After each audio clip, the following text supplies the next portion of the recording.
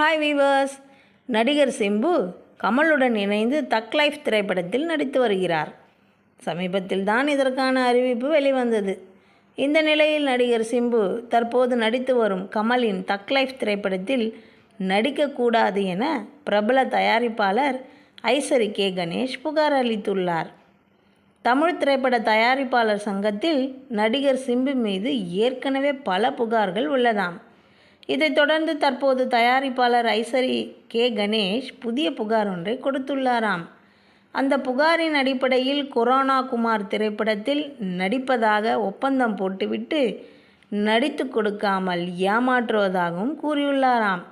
இது தொடர்பாக ஐசரி கே கணேஷ் நீதிமன்றத்தை நாடியுள்ளாராம். அப்போது இந்த படத்திற்காக சிம்புவிற்கு ரூபாய் 9.5 கோடி சம்பளமாக பேசப்பட்டுள்ளது. இதில் 4.5 கோடி அட்வான்ஸ் கொடுக்கப்பட்டதாம். ஆனால் சிம்பு கால்ஷீட் கொடுக்காமல் இழுத்தடிப்பதாகவும் ஐசரி கே கணேஷ் புகாரில் தெரிவித்துள்ளார்.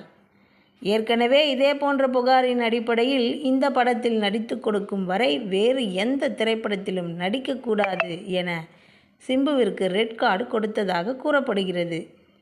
இந்த நிலையில் மீண்டும் ஒரு குற்றச்சாட்டை தயாரிப்பாளர் ஐசரி கே கணேஷ் முன்வைத்துள்ளார்.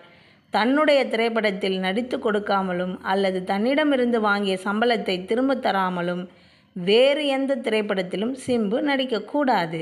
அவர் தற்போது நடிக்கும் தக் லைஃப் திரைப்படத்தின் படப்பிடிப்பை நிறுத்த வேண்டும் என ஐசரி கே கணேஷ் புகார் அளித்துள்ளாராம். தேங்க்ஸ் ஃபார் வாட்சிங்.